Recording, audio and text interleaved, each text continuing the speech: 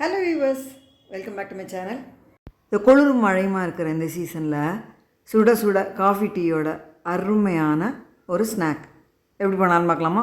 வாங்க வீடியோக்குள்ளே போகலாம். ஜவ்வரிசி போண்டா வடை எப்படி வேணால் சொல்லலாம்.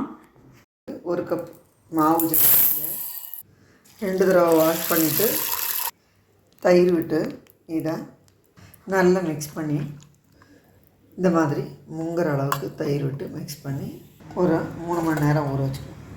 ஜவ்வரிசி ஊற வச்சு 3 மணி நேரம் ஆயிடுச்சு பாருங்க. இந்த மாதிரி கரெக்டாக ஊறிருக்கும். ஜாஸ்தியாக தண்ணி தயிரெல்லாம் இருக்கக்கூடாது. கரெக்டாக விட்டு ஊற வைக்கும்போது இந்த மாதிரி ஜோராக ஊறிருக்கு. இதில் 1 டேபிள் ஸ்பூன் அரிசி மாவு, 1 டேபிள் ஸ்பூன் பாம்பே ரவை, வறுத்த ரவை வறுக்காத ரவை எது வேணால் சேர்த்துக்கலாம். இது வறுக்காதது.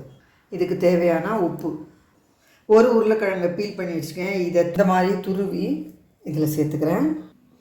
ஒரு வெங்காயம் பொடியாக நறுக்கி வச்சுருக்கேன். சின்ன துண்டு இஞ்சியை பொடியாக நறுக்கி வச்சுருக்கேன். காரத்துக்கு 3 பச்சை மிளகாய் பொடியாக நறுக்கி வச்சுருக்கேன். பொடி பொடியாக நறுக்கின கருவேப்பிலை, கொத்தமல்லி, இது எல்லாத்தையும் இதிலையே சேர்த்து ஒன்று போல் பிசைஞ்சு எடுத்துக்கலாம்.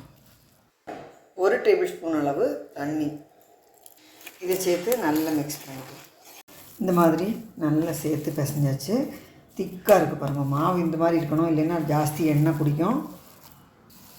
இதை உங்கள் விருப்பப்படி சின்ன சின்ன உருண்டையாவோ பெரிய பெரிய உருண்டையாவோ போட்டுக்கலாம். இந்த மாதிரி நான் உருட்டிக்கிறேன்.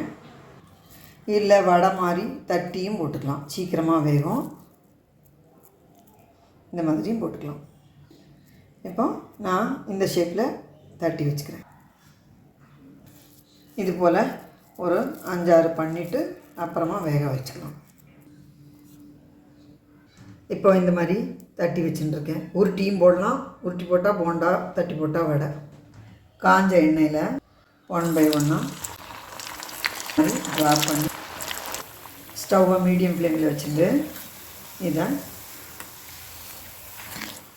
திருப்பி திருப்பி போட்டு வேக வச்சு எடுக்கணும். இதை உருட்டி போட்டு இந்த பணியாரக்கல்லில் கொஞ்சமாக எண்ணெய் விட்டு கூட திருப்பி திருப்பி போட்டு நல்ல கிறிஸ்பியாக வேக விட்டு எடுத்துக்கலாம். எண்ணெய் ஜாஸ்தி வேண்டாம்னு நினைக்கிறவோ அந்த மாதிரியும் பண்ணலாம். நல்ல கிறிஸ்பியான சாபுதானா வடை ரெடி. ரொம்ப ரொம்ப சூப்பராக இருக்கும், நல்லாவே கிறிஸ்பியாக இருக்கும். நீங்கள் பண்டிகை நாள்லெல்லாம் கூட இந்த மாதிரி பண்ணலாம். வெங்காயத்தை தவிர்த்துட்டு விருப்பப்பட்டால் நீங்கள் கேரட் துருவி சேர்த்துக்கலாம். வெஜிடபிள்ஸு கேரட், கேப்சிகம் அந்த மாதிரியும் சேர்த்து பண்ணலாம். இந்த மாதிரி திக்காக பேட்டர் வச்சுக்கும் போது எண்ணெய் ஜாஸ்தி குடிக்காது. நம்ம கிறிஸ்பியான சாபுதானா வடை ரெடி. சவுண்டு பார்த்தாலே தெரியுது பாருங்க. இதே போல் அடுத்த பேட்ச் பொரிச்சு வச்சுக்கலாம். ரொம்ப ரொம்ப ஜோராக கிறிஸ்பியாக சூப்பராக இருக்குது. குழந்தைகளுக்கெல்லாம் சாஸு வச்சு கொடுத்தாலே போதும், கொண்டான்னு சாப்பிடுவா. விருப்பப்பட்டால் நீங்கள் தேங்காய் சட்னி, கடலைக்காய் சட்னி எது வேணால் வச்சுக்கலாம்.